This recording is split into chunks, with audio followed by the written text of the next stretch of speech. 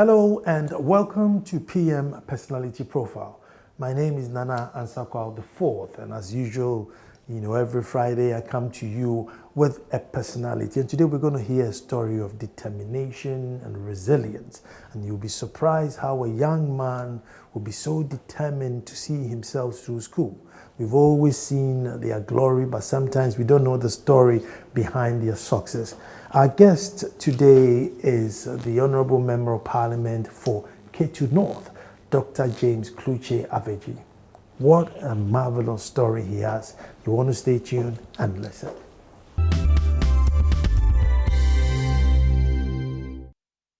Well, thank you very much for staying, and this is, as I always say, the exciting part when we get to meet our guests and have an in-depth conversation. And I always say that we are very privileged that, our guests allow us, a little more leeway to get into their lives. Indeed, some of the stories they have would blow your mind, why and how it is they are who they are today. And as I've already introduced, our guest today is Dr. James Klutse Avedzi, Honorable Member of Parliament for K2 North. And I want to say thank you very much for this opportunity. Thank you very much, Nana. You're welcome. Very good, very good. And I'm going to go all the way back to Zipe, some 50 odd years ago. Glorious lifestyle, swimming in the money. Yeah. What was it? I know you'd laugh. I know you'd laugh. Probably not swimming in the money, but maybe the opposite. Yes, as you said, I was born in a village called Hipe in the Volta region, to be precise, K2 North district. Some 50 plus years ago, on the 14th of July, 1964. My father is late, Togbe Hanyana. Okay. But his real name is Kojo Hanyana.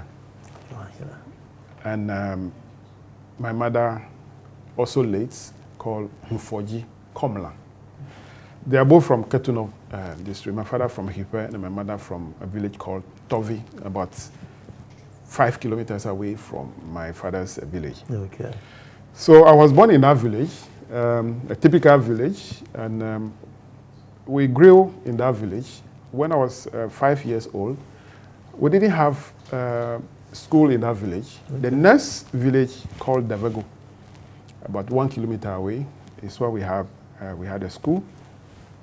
So I went to class 1.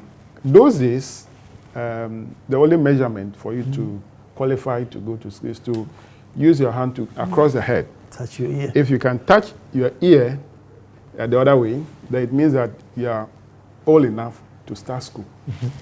So I went to class 1 at the age of 5. I went to school only one day, and that was the end. I couldn't go again. The reason was, when I came back from school, my auntie, my father's elder sister, I think my father followed him thrice. She called me that I should come, so I went to him. So he asked me, why from you? And I told her I went to school. He said, hey, you went to school? I said, yes. So you left your mother's sweets, okra soup, groundnut soup, palm nut soup, that you have gone to school? I said, yes. Ah, okay. A child of 5 years old, when I heard this, the following day when I was asked to go to school again, I remembered that I'm leaving behind these delicious meals. So I said, I won't go to school again. And that was the end. For another 3 years. So at the age of 8, before I started school again.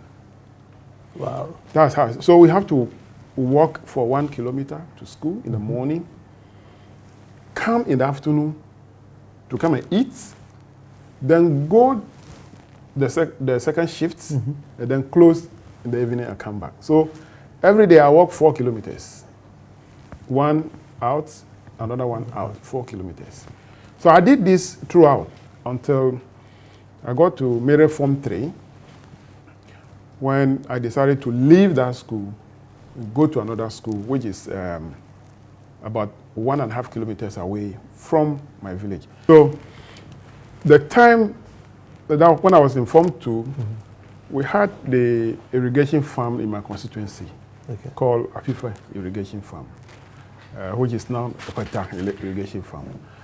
That was the time that the Chinese came to do the construction. So I was following one of the operators. And at the end of the day, he gave me a little money. So I wasn't sure of going, I wasn't going to school regularly. So the head teacher of the school says that for Form 3, I did that in Form 2. When it was exam time, I came and I wrote the exam and I got second position. So I was promoted to Form 3. Then I did the same thing in Form 3 for first term and second term. And he said, after this time, if you fail attendance, whether you pass the exam, you will not be promoted to Form 4. So I said, no, this man wants to do something to me. So I decided to take my transfer notes and go to the other school, that is Ohavu Middle School. So I finished my O-level. So that you could still work with the operator? No. At that point, I came to the realization that no, if I don't stop, It will affect you. It will affect my education. So I stopped, and I was constant in the new school, and was promoted to Form 4 and continued. And then I wrote my middle school leaving certificate. But you realize that age 8 to middle Form 4, 10 years, that's 18 years before I was about to go to secondary school. And even going to secondary school was a problem because when I was But you wrote common entrance 4 times. Yes. When I was in middle Form 1, I wrote a common entrance and I passed. But there was no way I could go because my parents were not ready financially to support. The same Form 2, I passed. Form 3, I passed. Form 4, I passed. So all the 4 years You must hold the record of common entrance. Because I wanted to go to secondary school. And so this time, there was no money? There was no money. So you just carry on? So when I finished the middle Form 4, there was no excuse for my parents to say that, oh, you finished the Form 4. I finished the Form 4 and I passed the common entrance. Now take me to school. So I had to summon my mother before my father and threaten them that if you don't send me to secondary school, I'll kill all of you. At that age, 18, it just came to my mind, how am I going to kill my parents? But I was so desperate of going to secondary school. And I need to do something to put fear in them in order to send me to secondary school.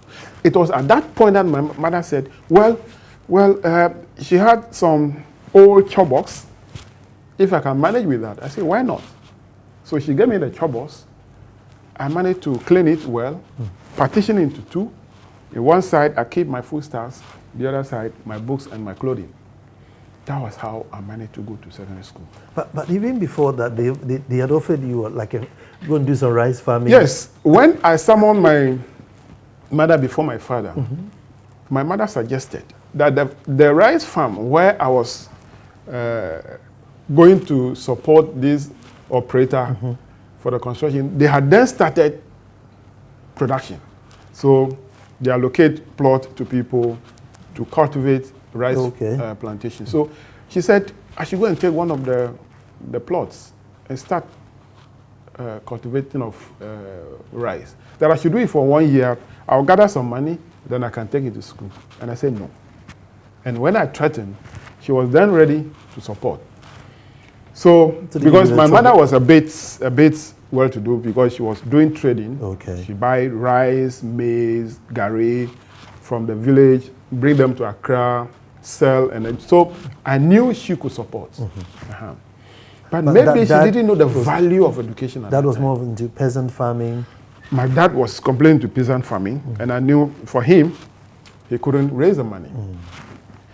So eventually, I had to go to secondary school, which was Awudome Secondary School in Chito.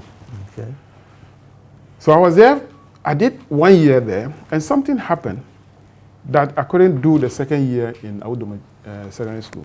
What happened was that when we were vacating for the 3rd term, it was announced that from the next academic year, the fees, the boarding fee, has been increased from 419 cities to 1,115.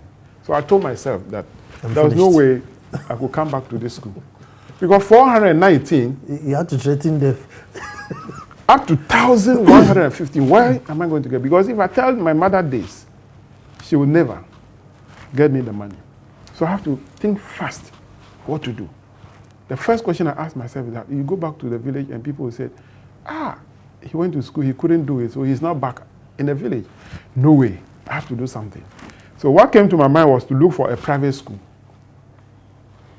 which when I did the survey, because it will not be a boarding school, I'll be in a hostel, I'll feed myself, I'll be able to afford the fees. So I went to Ho, looked for school, and I got St. Prosper's College. It's just behind the whole stadium. Then I got admission and had to start from first year, because that's a pure commercial school, different from the secondary school. Going to start doing the commercial business, accounting, economics, business management, office practice, and those things from day one. So I started from first year again, and the fee was 260 Ghana cedis. Because I'm from a farming area, when I'm going, I have my gari, I have my maize, and I have my corn flour, my pepper. You had your own farm? I have all those, yes. So I'll pack everything, because I'm going to be on my own in the hostel. We'll do our own cooking. So I will manage it. From that point, I took care of myself. How? When we're on vacation, I'll go and do by day and raise money. Wow.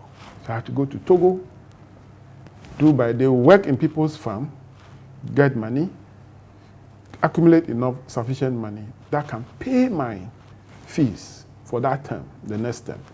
When I'm going to school, I prepare myself, I have my gari, everything. As for food stuff, I don't have any problem, because I have my own farm back in the village. And when it's cropping season, I'll, with my plots, sow the maize before I leave for school. I'll be timing. If it's 2-3 weeks, I'll come back to come and weed under it for a week or 2 before I go back to school. Wow. I have my cassava farm. So that is how I manage it. So I'll be taking care of myself. I did 2 years in St. Prosper's College. I had to leave St. Prosper's College to Koforidua. Why? Because it's a private school, the proprietor wasn't paying the masters well. So these will come, teach for 2-3 months, go. Another one comes. So I realized that it's affecting me, because I was anxious to have it. But if teachers are being changed regularly, it affects me. So one of the vacations, I went to my auntie in a village called 40 miles near Koforidua to go and do by day. So after the end, we have to go to Koforidua to do shopping. And you know what? When I go for shopping, you know what I do? I buy textbooks with my money. Then I keep the rest to pay my fees. So I went to Koforidua and I was going to buy textbook, and I saw the signboard, Moses School of Accountancy. So I said, oh, this is another commercial school. So when I went back to Ho and I took a decision to change school, it was Moses that came to my mind. So I came to Koforidua and then got admission to Moses to do my 3rd year and the 4th year in Moses. Then I wrote my O-level. At Moses? At Moses. And I had distinction. I was the best student in 1987 in Moses. I had distinction. There were other 4 students who had aggregate 1, but I had distinction. So I was there when a colleague came to me and said, the result is out.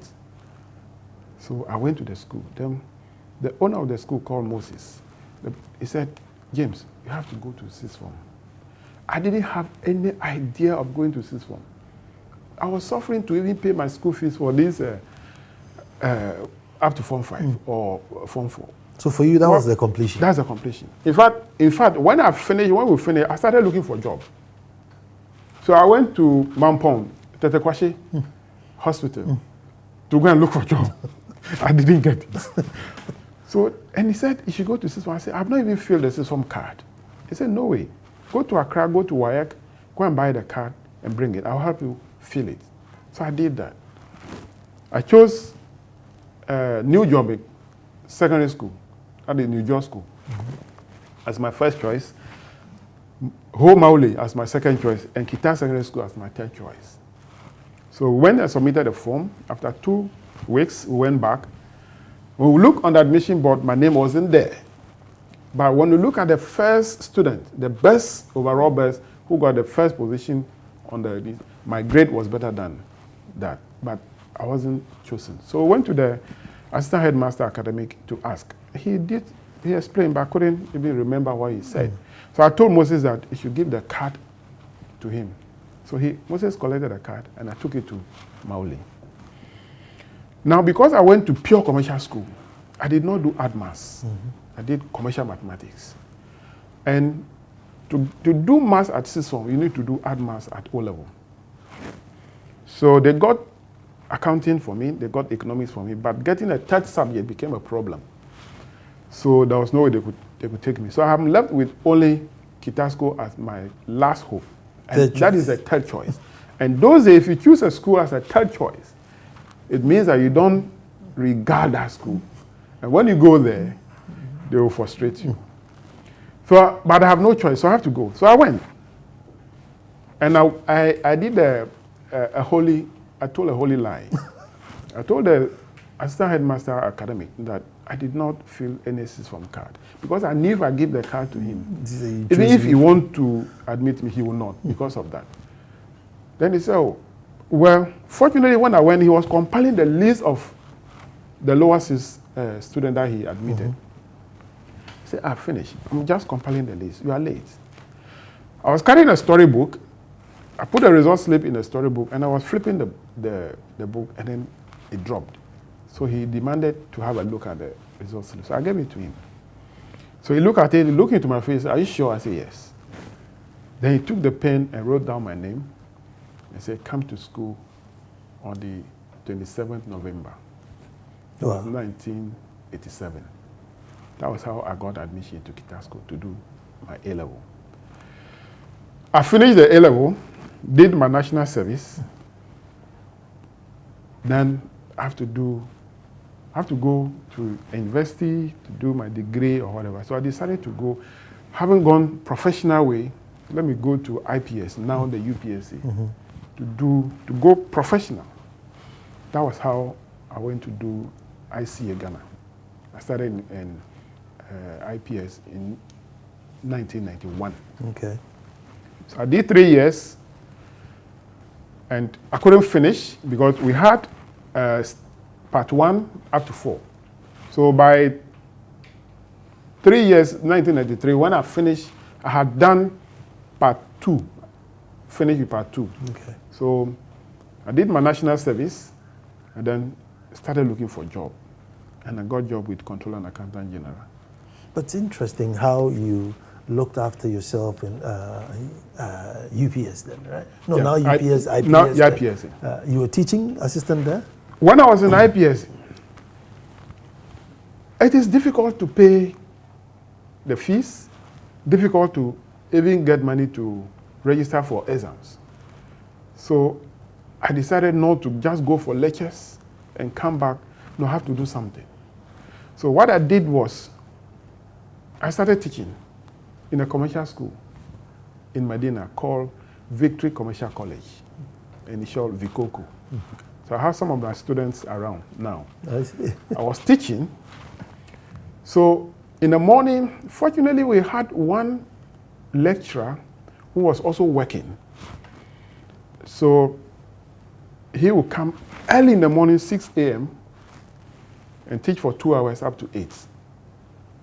Then to the following day or maybe the third day. So I have this arrangement. So in the morning, I'll go for lectures from 6 to 8. I had a small bicycle. So after the lectures, I'll jump on my bicycle to my school.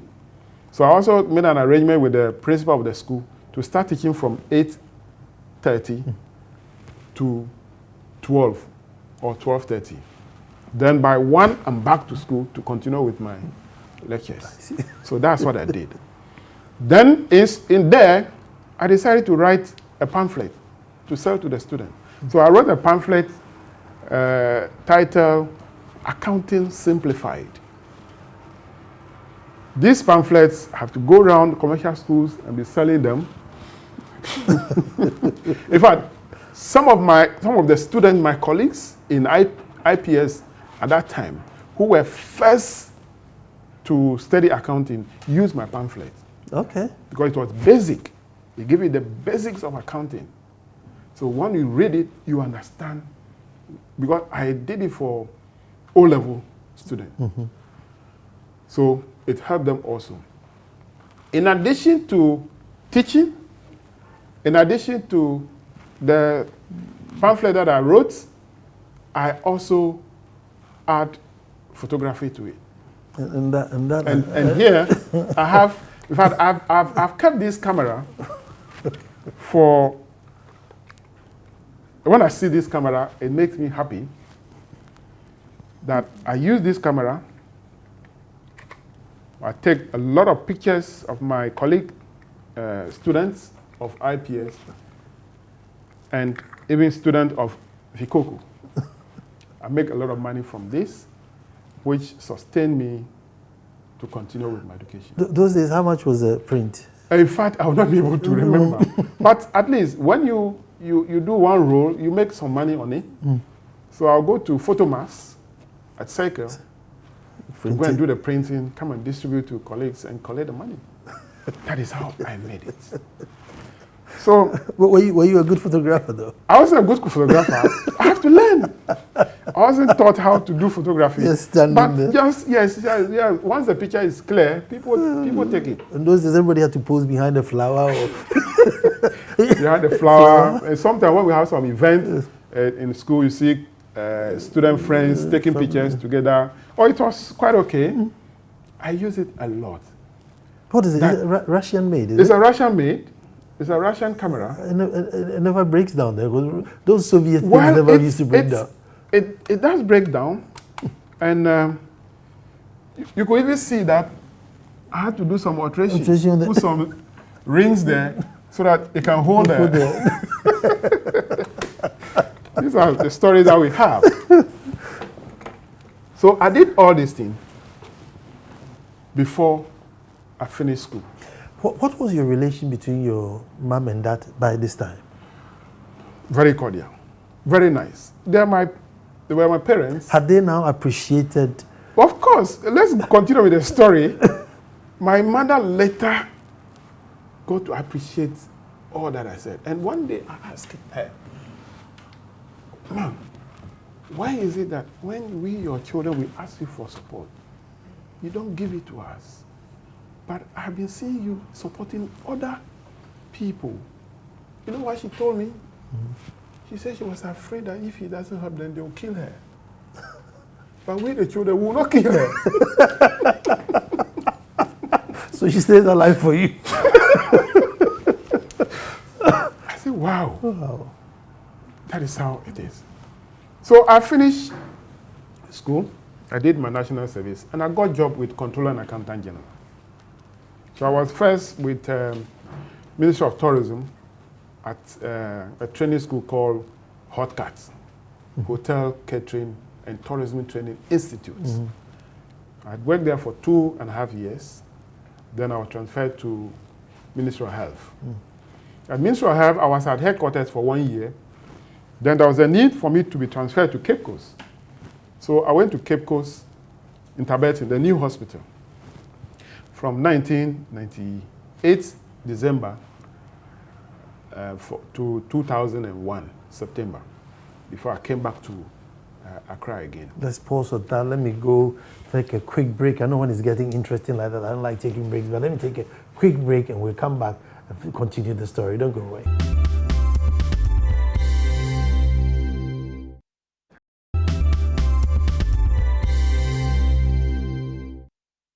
Thank you very much for staying. Isn't that interesting? So James, now you're back from Cape Coast to Accra. Yes. So what happened in Cape Coast before I came back was my vehicle had an accident. Oh. Fortunately, I was not driving myself. My mechanic came from Accra to take the vehicle to come and work on it in Accra. And when it was coming, he had an accident. Fortunately, they both died on the spot. Wow. The vehicle was completely condemned, smashed. And if you see, you don't know that is a BMW. So I had to be transferred back to Accra. And there was a good reason for, apart from the accident, for me to come back to Accra. Ministry of Health at the time had contracted an American to develop a software for the ministry that we can use to consolidate and prepare the accounts of the Ministry of Health as a ministry or an MDA. This American was developing, he used 3 years, and he asked for additional 1 year, which the ministry granted him. So my boss at the time, who is now the chief director of the Ministry of Finance, Patrick Nomo, he was the financial controller at the time, asked me to come back and understudy him, the American, so that eventually when he finished and leave, I can take charge of that unit, which we call Reports and Analysis Unit of the Ministry of Health. The very day that I reported in the office at the headquarters, this American stopped coming to the office. It was working from home. The reason being that he didn't want anybody to understudy and know the system, because he wanted to hold on to that. He was being paid huge money at the time. He wanted to hold to that. So he was working from home. There were 2 junior officers who were his data entry. So they would come to the office in the morning and go to him and close at 2 and come back to the office. While we were there, I was learning from the boys, but they didn't know what I was doing. Within 6 months, I captured everything. The boys didn't know that. And the American is called Rick. Rick left Ghana in July 2001.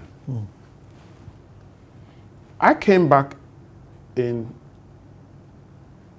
November 2000 and joined. So in July 2001, when the contract ended, he asked for additional 1 year. We refused granting him. He left. He had then not finished the final version that will consolidate the account. So he said he will go and complete it and bring it so that we can use it. We said, okay, no problem. I was then in charge now for the preparation of the account. And the 2 young guys were with me. They were assisting me. So we're doing it. Apparently, Rick, when he was leaving, made an arrangement with the 2 boys to join him in America. So in November 2001, the 2 guys left Ghana and joined him in America. He just wanted to cripple the whole system. Fortunately, what he did, the original version was working perfectly. The system is called REPAC and PROAC. These 2 versions were working perfectly up to the regional level. Then, when you get all the regional reports, you put them into the consolidated version. You load it, upload it, and then upload the teaching hospitals, upload the headquarters, then you prepare the account. He went and completed that version and posted it to me, and I started using it for the first time. Wow. I was moving up to a point that there was nothing I could do, and I'll proceed and go beyond that. So I'll be communicating with him. So they should come down. I even invited him. Nobody asked me to do, but I invited him. They should come down. We'll take care of the bill, everything, just to take me through that process. Once both of us did do it for the first time, I'll be able to do it the subsequent one. He said he won't come down. Wow. So which means that we have to abandon that consolidation version. What do we do? The donors will not disburse money to the ministry because they wanted us to prepare the account. We'll prepare the account on quarterly basis. The donors must be satisfied with the account before they disburse money to the ministry. Yeah. So I told my boss, Patrick Nomo, that I will use Excel to do the consolidation version. He asked me, can you do it? I said, yes. For 2 months, I don't sleep. I'm always behind my laptop. I have to travel to the north, go to all the regions, collect the data. 2 months. Wow. I use Excel, just common Excel, to prepare or develop a package that once we load the regional data into it, I can't be prepared. So in 2002, January, I was able to prepare the first quarter of 2001 account. We submitted it to the donors. They looked at it and they said, this is perfect. Then they disbursed money to the ministry. Because I've already developed the system, the second quarter account was within a month, I prepared. Third quarter, within a month, I prepared. That system, the ministry have used that system for almost 5 years. Even when I left the ministry, they were still using it. And Ministry of Health was the only ministry that has ever prepared a full set of accounts. Apart from Ministry of Health, no other ministry in Ghana has prepared it. And it was my work that I did until I left the ministry in 2004 to join politics. I was just going to ask you, all this time in school and everything, did you have politics, or was more the accountancy? Look, how did politics? I did not have politics as something that I was going to do when I grew up. Even though at Moses, I belonged to a youth group which we call DYLG, Democratic Youth League of Ghana. I was our chapter, I was a secretary. But I was just doing it as a youth group, kind of youth activists who believe in democracy and those things. I did not have the mind that I'm coming to enter into full politics. It started when I was in Cape Coast. And my uncle, who was an assemblyman in my area, died all of a sudden. So the community approached me to replace him to throw a by-election. So I agreed. My uncle died. Exactly 2 months, my father also died. So at my father's funeral, some guys came from my constituency capital, Georgia. After the funeral, they invited me. Then I went. They said, we want you to contest the 2000 election for us on the ticket of NDC. The sitting MP at the time is Honorable Modestus Ahiambla. He had then done 2 terms.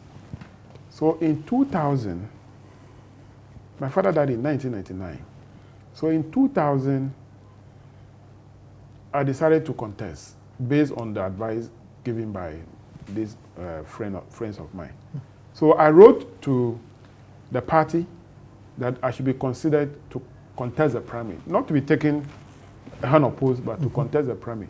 But if you remember, in 2000, the NDC decided that no city MP should be contested. So Ahiambla was also not to be contested. So this was something that prevented me from contesting in 2000. Okay. So some other gurus in the party called me and said, the party has already decided that no city MP should be contested. So I should wait till another time. So I agreed. And I told my people who were supporting me that this is what the party is saying. So let's all support the sitting MP. So we did our best. In 2000, Ahiambla went and won the election. So from that 2000 ongoing, I was nurturing my ambition. So do you think it's a good idea to protect, sitting MPs at certain times? Yes, it is. It's a good idea. In Ghana, the longest serving member of parliament has done only 24 years. It's not going for 28. That's Honorable Gbagbe. That's the longest serving member of parliament in Ghana. If you go to UK and the US, People have served in Parliament for over 40 years. Now they have a lot of institutional memory, which help the growth of policy making and law making in those countries. Now, in our part of the world, people don't support members of Parliament to stay on for long. Maybe because of sometimes maybe the poverty that we have. People think that once you made it to Parliament, you become rich, which is not true. So you have been there for 2 terms, 3 terms, go, let somebody also come. Maybe that is a thinking of our people. But it will help the country as well as the constituency that you represent if you stay longer in Parliament. The more experience. The more experience you have, the more acquaintances you have with, no matter which party is in power, you can still lobby and get projects for your constituency. And that is where the benefit comes from. But anybody, if you keep changing, the person is new, by the time he takes time to know colleagues and then make friends, you're asking him to go. A new person comes. It doesn't help the situation. Yes. Okay. So after 2000, so I've been cultivating that ambition until 2004 when I contested the primary and I won and entered Parliament in 2005. Let me take you back. As a young man, I mean, admittedly, when I was 18, if my parents said they wouldn't take me to school, I'd be very happy to just stay home and play. What was the determination that, look, I need to get this thing over and done with? No, I cannot tell you that this was my determination. It just dawned on me that I should go to school. Wow. Something was pushing me. Go to school. My senior brother, who I followed, by day to get money to come and pay and stay in school. Yes. The one I followed was older than me by 6 years. And he went to technical school. After technical school, he went to Nigeria and came back and blah, blah. So one day, when I came back from school, in fact, it was after our vacation. So we were giving our exam papers. So he was somewhere with colleagues. They were chatting, laughing. So we were passing from school, he said, my house name is Klutse. Klutse, come. Let me see your results. So he looked at it. He realized that I did very well in mathematics. So he looked at me and said, you'll be good in accounting. It went into my head from even elementary school. I have to go to school and do accounting and become an accountant. That's how I pursue my ambition. It was pushing me. That's how I made it, to become an accountant. And so when I finished when I was working, I was still doing my ICA Ghana and completed to become a chartered accountant, got membership registration. I decided to pursue further and do my MBA. This time around, I was in Parliament. I became the chairman of the Finance Committee. And the zeal was there not to end at only my professional level. I had to get a degree in addition. So I did online MBA with the University of Liverpool. One funny thing about me was that when I was doing this, I said, no, I can't wait to finish the MBA before I continue with my PhD. So whilst I was doing the MBA with University of Liverpool, I was doing the PhD with UNEM. So this is how I managed it. So and in Parliament? In Parliament, yes. As the chairman of the Public Finance Committee. Yeah. Let me take a break here and come back and find out if indeed he got addicted to paracetamol. Because I'm getting a headache listening to it. Let alone practice it. They don't go, we're coming back.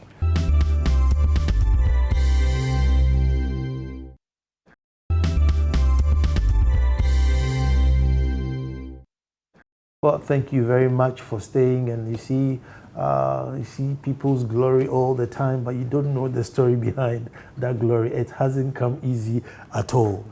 But, Doc, were you not taking... it sounds risky. Yes. One thing about me is that naturally, I don't sleep early. But when I sleep deep. So if it is 2 hours, 3 hours, you're good. I've done a good sleep because I sleep deep. So when I was in school, if you ask me to sleep and wake up and study, you're lying. I'll wake up, I'll take the book, I'll be dozing off. I will not pick one word. So the best thing is to study up to a point before I go to bed. So I can study up to 1 a.m., 2 a.m. Then I sleep. Deep, I wake up at 5 or 5:30 or 6. That's sufficient for me. So I use that opportunity. So even working in Parliament as the chairman of the Finance Committee, I travel a lot. Programs, in fact, I've been to all the continents in the world. So when I'm traveling for a program, the best thing I do is that, hey, I have to be sure that there's an internet in that area. Because anywhere I go, I work. Because I'm doing the course online. Mine is to get to the net, go to the classroom. The assignment there, a lot of data on the nets. You can read and do that. So I make sure there's internet in that area. At home in Ghana, I have to provide internet, this wireless internet in my home, so that from work, after some rest, I go back to my study room, I go online, I do my assignment. Make sure I submit the assignment. So I was doing both. Wow. That's how I managed to get it through. James, I know your children don't have to go and do rice farm before they go to school. They threaten you to go to school, but do they know the story and appreciate it?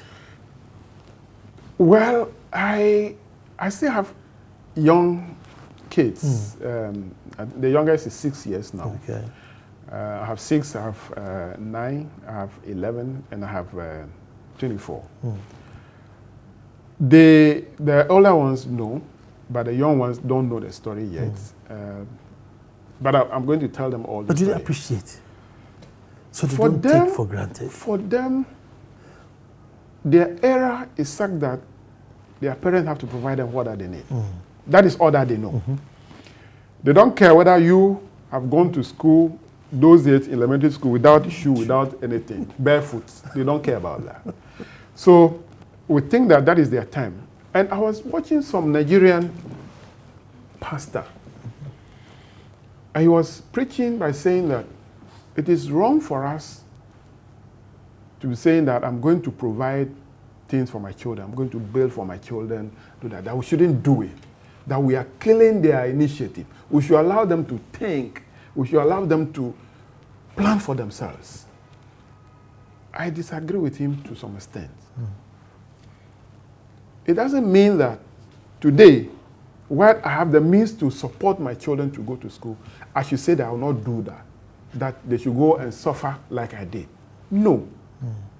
I have to support them. Of course. When they grow, if I build a house for them and they sleep there, when they grow, they can build their own. They can decide to live there. But that is why I said, now for them, all that they know is that their parents must provide for them to take care of all that they need.